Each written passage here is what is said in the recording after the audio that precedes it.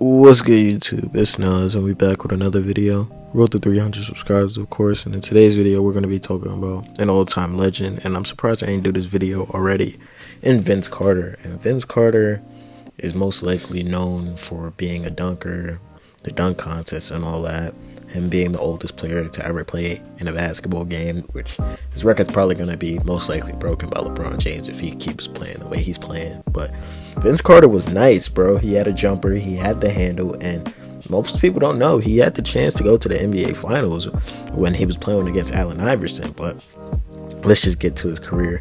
In his rookie season, the 1998-1999 season, he averaged 18.5 points per game, 3 rebounds, 3 assists, 5.5 rebounds, and 1.5 blocks per game, and 1 steals per game. So he was a really good defender at that time too. Like, this was when obviously he was playing with his cousin Tracy McGrady.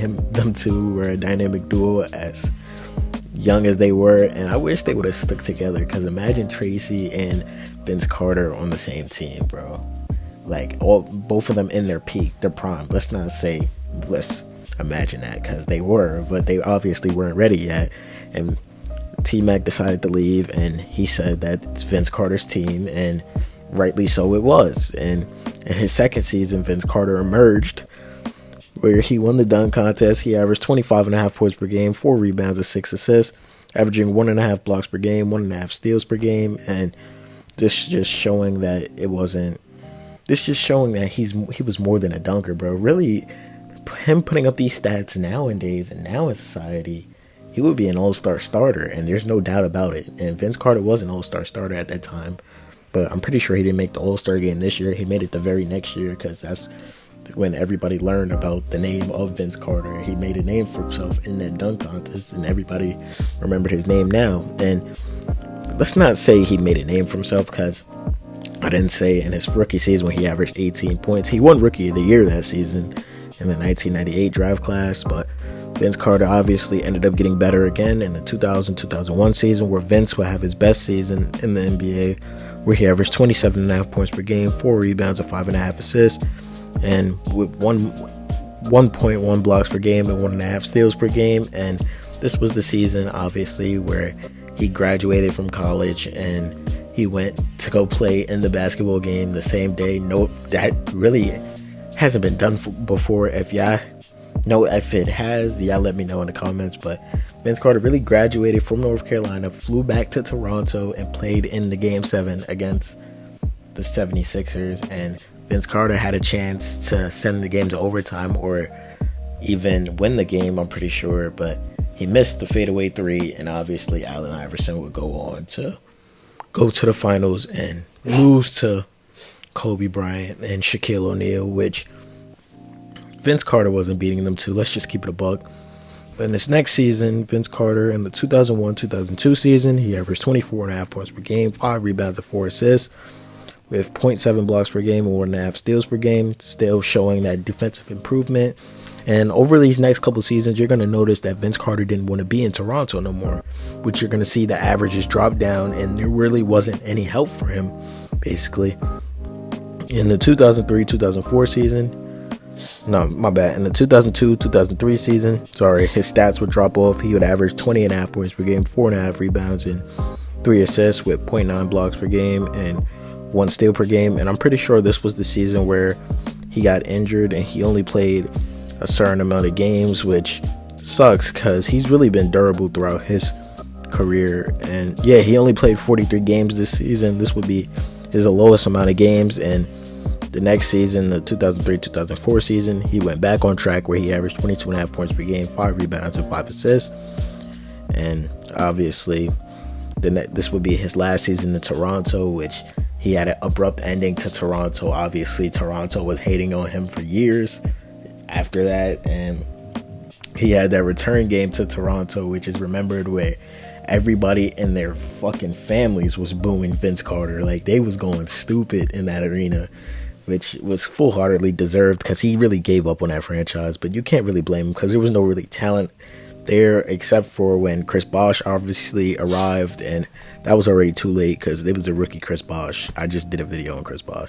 But in the 04-05 season, He played 20 games. He obviously wasn't trying, where he averaged 16 points, 3 rebounds, and 3 assists. That doesn't even sound like Vince Carter at the moment.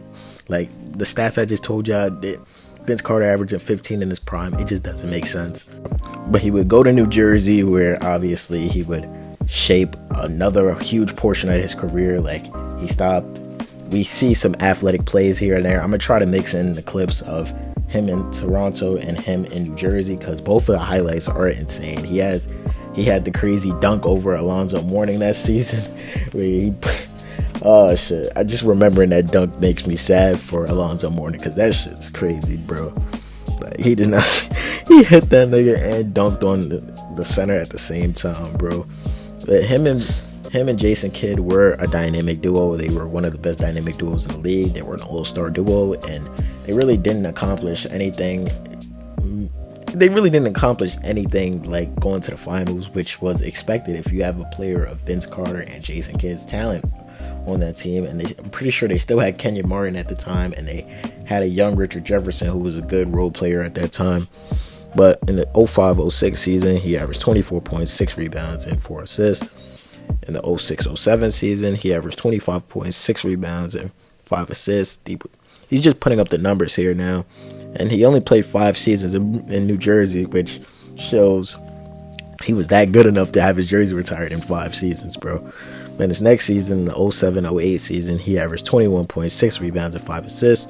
In the 08-09 season, his last season in New Jersey, he averaged 21 points, 5 rebounds, and 4.5 assists. And he went to Orlando, where he would have a few highlights there, but obviously not memorable enough where he would obviously be remembered for it. But in the 09-2010 season, he averaged 16.5 points per game, 4 rebounds, and 3 assists. This is when the stats started to drop off, and he was no longer the all-star Vince Carter that we've seen, and he started to become not injury prone, but we obviously saw the decrease in Vince Carter. Like, the athleticism, the peak athleticism wasn't there anymore, and it was nowhere in sight. But the jump shot was still there, so that's what made him a productive role player.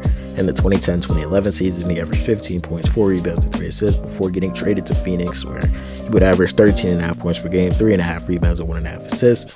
He would then go to Dallas, where he would try to help Dirk after they won the championship, where in the 2011-2012 season, he averaged 10 points, 3.5 rebounds, and 2.5 assists. In the 2012-2013 season, he averaged 13.5 points per game, 4 rebounds, and 2.5 assists. In the 2013-14 season, he averaged 12 points, 3.5 rebounds, and 2.5 assists. This was the season where he hit a playoff game winner, which was tough. And then he would go to Memphis, and this is when he became the oldest player in the league. He would average 6 points, 2 rebounds, and 1 assist. His minutes would drop off. He wasn't really needed like that. In the 2015-16 season, he averaged 6.5 points per game, 2.5 rebounds, and 0.9 assists. And during these seasons, this is when Toronto forgave Vince Carter. Like, they gave him a tribute. He was getting boos, and then they turned into cheers, which showed that the Toronto Raptors fan base eventually grew, and Vince Carter grew up too. That being exactly like 10 years ago, which is crazy to say, but it's just, I don't know, a lot of shit played his part in Vince Carter's career. In his last season in Memphis, he averaged 8 points, 3 rebounds, and 2 assists before going to Sacramento, where he would average 5.5 points per game, 2.5 rebounds, and 1 assist. In the 2018-19 season, he would go to Atlanta, where he would obviously finish out his career. His second to last season, he averaged 7.5 points per game, 2.5 rebounds, and 1 assist. In his final season in the NBA, where he was the oldest player in the league by far, he averaged 5 points, 2 rebounds, and 0.8 assists, and he was basically a role model for that young Hawks team at that moment. But Vince Carter was an 8-time All-Star, all straight, from 2000 to 2007. He was the 1999 Rookie of the Year. He was a slam dunk contest champion in 2000, if y'all know that already. He was All-NBA second team in 2001, All-NBA third team in 2000, All-Rookie first team in 1999. And he was obviously inducted into the Hall of Fame last year in 2024. And he scored over 25,728 points and he played in 1,541 games in his career, and both of his jerseys are retired in Toronto and New Jersey. So that just showed how much of a legend Vince Carter was. But I hope you guys enjoyed. Subscribe. What's good, y'all? If y'all like this video, hit the like button and subscribe. Posting daily, almost every day or every day. And there's a video on the left or in the video on the right. If you haven't watched that one already, click it. It might be good.